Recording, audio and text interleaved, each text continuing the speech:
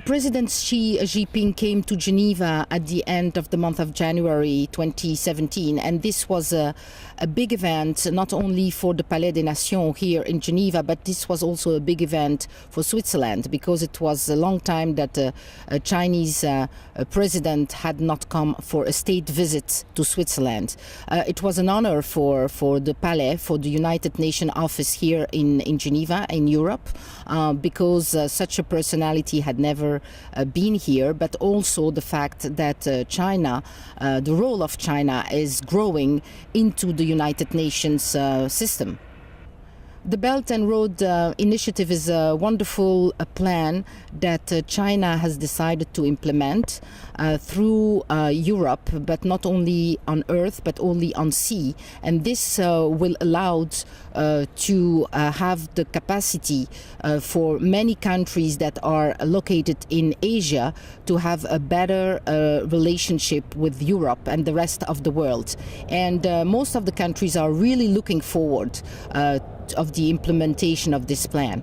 So most of the countries are a little bit scared about the role of China in globalization because China has taken the leadership in many domains, but it is very interesting for journalists and for specialists to see how China is now taking the lead in different domains, particularly in the World Trade Organization, where China is defending most of the South countries. So this changes a little bit the picture that we were used to until now on. Western countries are not anymore taking the lead in that domain, but also in, for instance, the domain of intellectual property.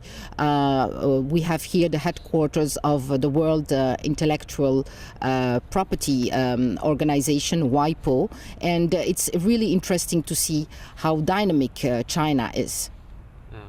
I mean, the personality of Mr. Xi Jinping, President Xi Jinping, is very interesting for people living abroad, because it is the first time that we see the leader of China as active and as close of the people, but particularly open to the rest of the world. And we know also a lot about the role of his wife, that is also very popular, not only in your country, but also abroad, because she's very invested. She invested herself in the defense of different issues like education, but also she's very active with UNAIDS, the United Nations office in charge of fighting AIDS, HIV virus. So we had also the opportunity to see her when she came during the official visit here in Switzerland with her husband, President Xi Jinping.